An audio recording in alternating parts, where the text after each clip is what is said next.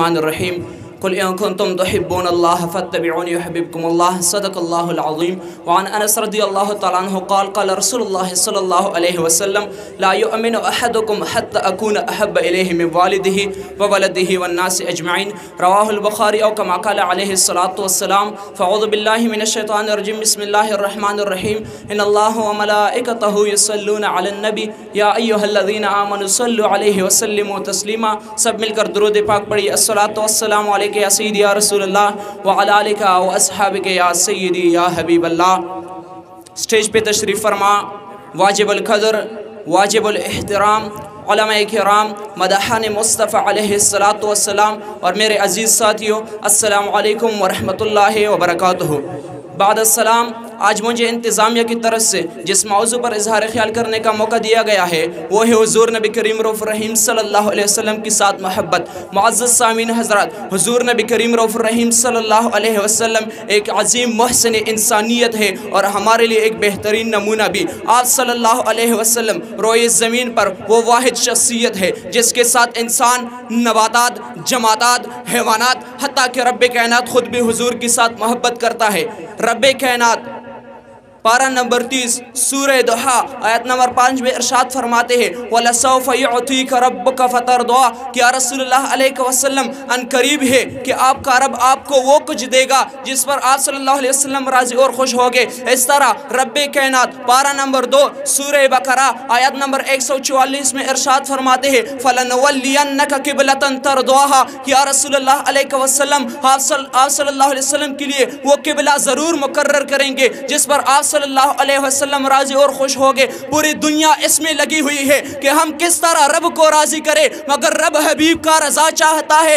اس لیے تو شاعر فرماتے ہیں کہ خدا کی رضا چاہتے ہیں تو عالم خدا چاہتا ہے رضائے محمد۔ اسی طرح رب کائنات پارہ نمبر 3 سورہ العمران آیت نمبر 31 میں ارشاد فرماتے ہیں قل ان کنتم تحبون اللہ فاتبعونی یحببکم اللہ کہ یا رسول اللہ علیہ وسلم آپ انہیں فرما دیجئے اگر آپ لوگ رب کائنات کی ساتھ محبت کرتے ہو تو میری تابعداری کرو، رب کائنات آپ لوگوں کی ساتھ محبت کرے گا۔ اتباع کب لازم ہوتی ہے؟ جب دل میں محبت ہوتا ہے۔ بنا محبت کی کوئی کسی کی تابعداری نہیں کرتا۔ تو مفہوم یہ ہوا یا رسول اللہ علیہ وسلم آپ انہیں فرما دیجئے اگر آپ لوگ رب کائنات کی ساتھ محبت کرتے ہو تو میرے ساتھ محبت کرو، رب کائنات آپ لوگوں کی ساتھ محبت کرے گا۔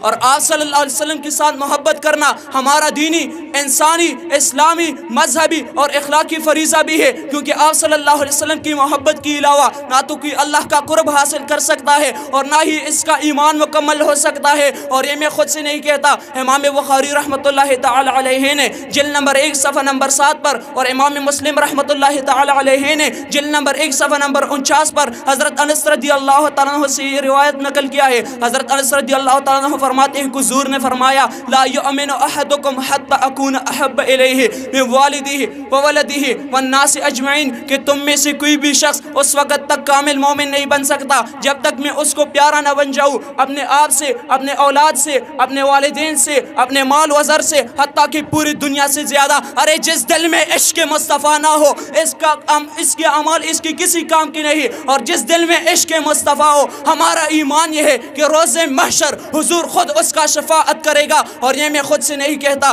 امام بخاری رحمۃ اللہ تعالی علیہ نے حضرت انس رضی اللہ تعالیٰ عنہ سے ایک حدیث شریف نقل کیا ہے اور یہی حدیث شریف مشکات شریف نے جیل نمبر 1 صفحہ نمبر 426 پر ذکر کیا ہے کہ ایک دفعہ دربار رسالت میں ایک اعرابی حاضر ہوئے، عرض کی یا رسول اللہ علیہ وسلم قیامت کب ہوگی؟ تو حضور نے اسے فرمایا آپ نے قیامت کے لیے کیا تیاری کی ہے؟ اس نے عرض کی یا رسول اللہ علیہ وسلم میرے عمل نامے میں نہ تو زیادہ صدقات ہے، نہ زیادہ نوافل، نہ زیادہ اعمال، بس ایک ہی عمل کرتا ہوں کہ میں رب کی ساتھ محبت کرتا ہوں اور رب کی حبیب کی ساتھ محبت کرتا ہوں۔ تو حضور نے اسے فرمایا المرء مع من احبا کہ آدمی آخرت میں اسی شخص کے ساتھ ہوگا جس کے ساتھ دنیا میں اس نے محبت کی ہو۔ تو مفہوم یہ ہوا کہ صحابی کیا ہوا اگر آپ کے عمل نامے میں زیادہ اعمال نہیں ہے، آپ کے لیے ایک عمل بھی کافی ہے کہ آپ کو مجھ سے محبت ہے۔ سیرت حلبیہ نے ایک روایت نقل کی ہے اور یہی روایت احیاء العلوم نے باب نمبر 5 صفحہ نمبر 231 پر ذکر کی ہے کہ جب امام العاشقین حضرت بلال رضی اللہ تعالیٰ عنہ کی وفات کا کا وقت قریب ہو گیا.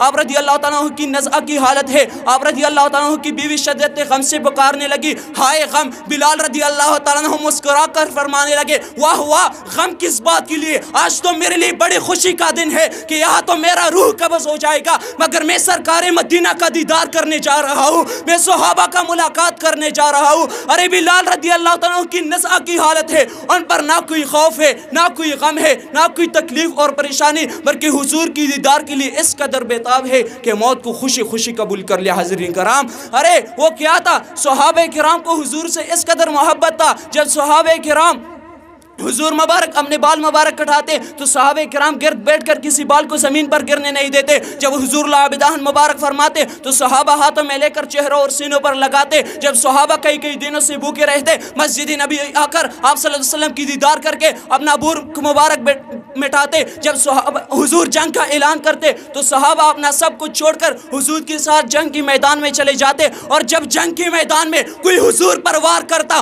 تو صحابہ کرام سینہ تان کر ایک ڈھال کی مانند حضور کے سامنے کھڑے ہو کر اپنے جان و مال کا نذرانہ پیش کر کے جام شہادت نوش فرما کر اپنا سب کچھ حضور پر لوٹاتے.